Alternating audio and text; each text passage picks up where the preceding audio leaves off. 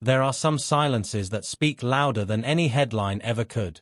For nearly 13 years, one of the most closely watched silences in Hollywood belonged to a little girl who grew up in the blinding glare of cameras, red carpets, and global fascination, yet somehow managed to disappear from all of it before anyone noticed she was gone.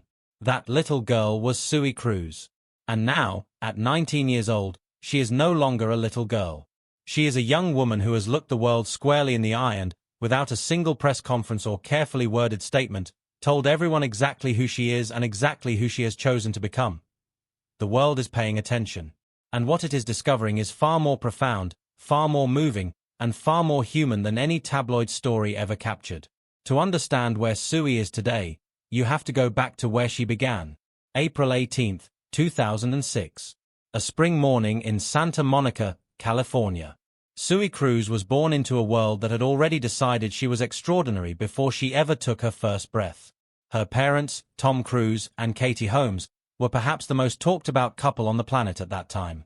Their relationship had unfolded like a Hollywood production in its own right, complete with dramatic declarations, magazine covers, and a level of public fascination that few relationships in the modern era had ever generated.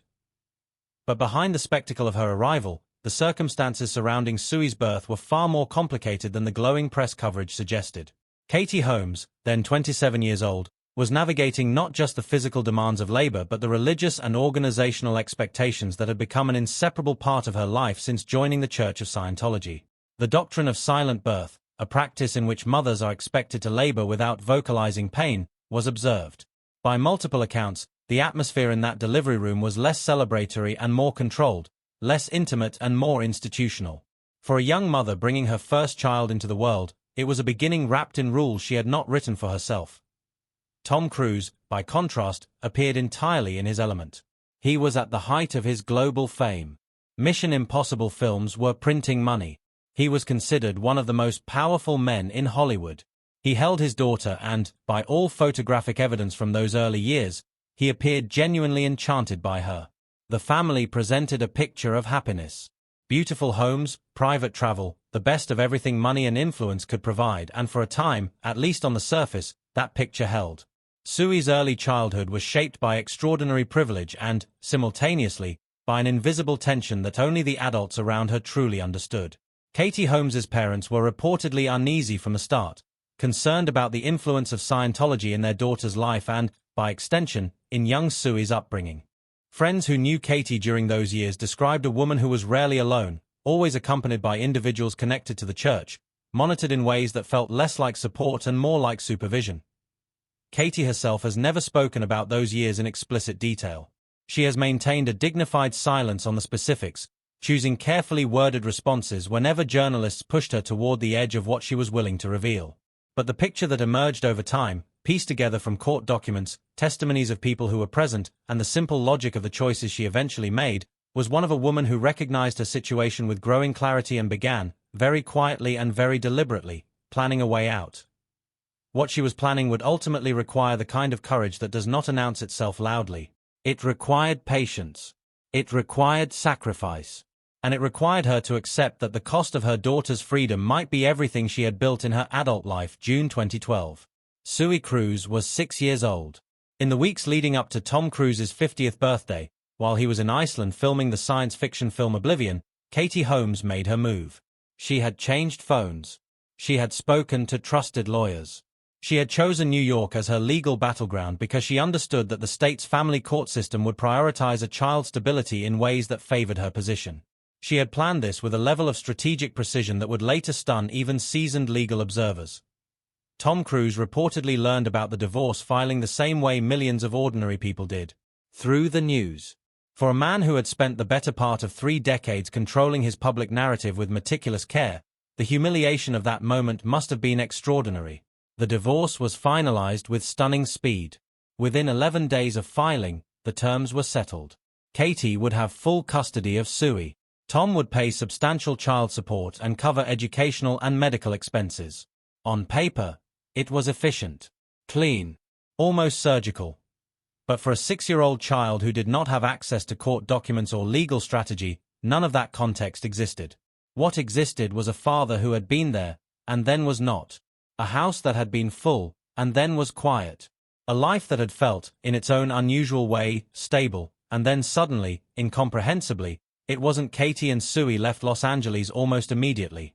They arrived in New York City with a kind of determined simplicity, trading the sprawling estates and private security of their California life for a more modest, more anonymous existence in a city that, paradoxically, offered them a kind of invisibility that Hollywood never could. Katie walked Sui to school. She cooked meals. She sat with her daughter through homework and bad days and all the ordinary architecture of childhood that money cannot manufacture. She was, by every account, remarkable.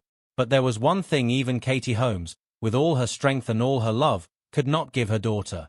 She could not give Sui her father. In the years that followed the divorce, something happened that quietly became one of the most discussed and least understood stories in modern celebrity culture.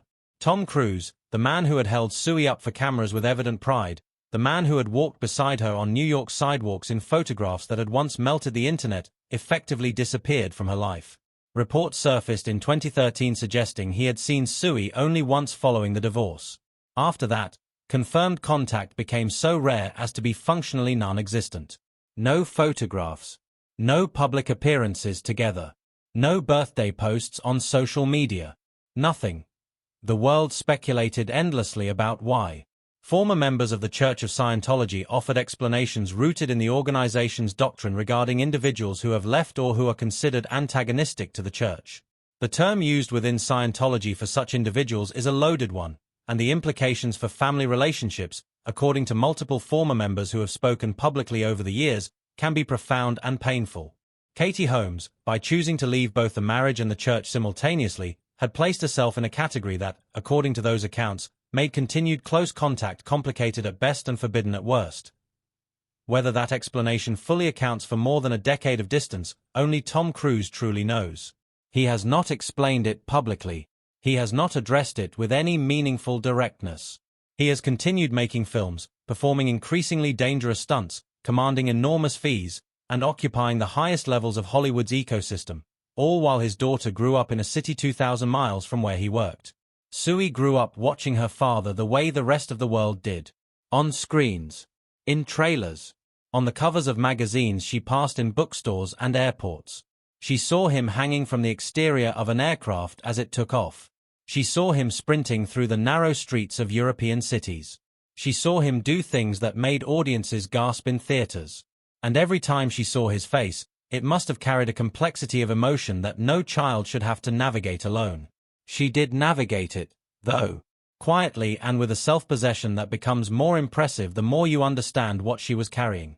By her early teenage years, Sui had become adept at the kind of emotional independence that is less a personality trait and more a survival strategy. She rode the New York subway on her own. She handled disappointments without broadcasting them. She watched her peers get picked up from school events by fathers who showed up without fanfare, without cameras, simply because that is what fathers do, and she stood at the curb and pretended it did not register. She was a child learning, very early, that some absences are permanent and that waiting for them to end only deepens the wound. When the pandemic arrived in 2020 and the entire world was forced into stillness, Sui was 14. With nowhere to go and nothing to distract her, she began doing what many children of complicated families eventually do when they finally have the space for it. She started looking for answers. She read. She researched. She found testimonies and documentaries and accounts from former Scientology members that helped her construct a framework for understanding something that had never been explained to her directly. She began to understand not just what had happened, but why it might have happened. And that understanding, while painful, was also clarifying. Understanding why something happened does not make it hurt less, but it does change the relationship between a person and their pain.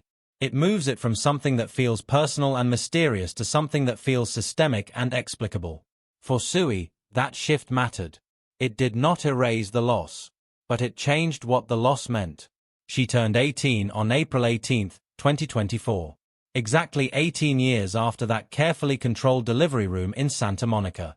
And the distance between those 2 April days represents one of the most quietly dramatic coming-of-age stories of her generation. In the weeks leading up to her birthday, Sui was working on her college application essays. And in those essays, she did something she had never quite managed to do before. She put words to the experience she had been carrying since she was 6 years old.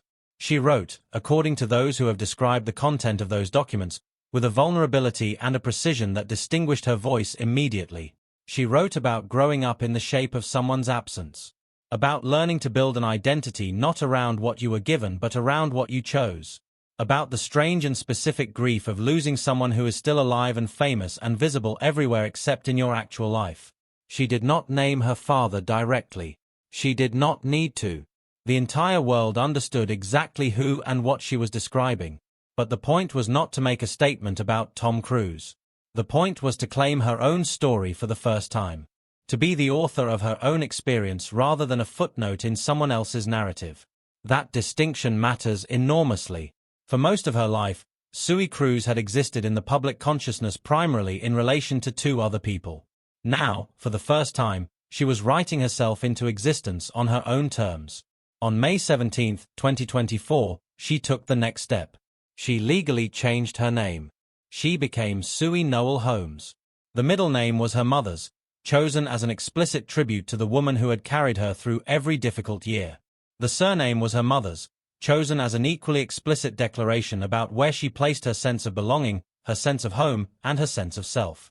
The name change was first noticed when it appeared in her high school graduation program.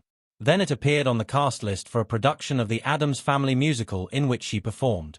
Then it appeared on her acceptance documents for Carnegie Mellon University, one of the most respected arts institutions in the United States, where she enrolled to study fashion. The world called it a rebuke.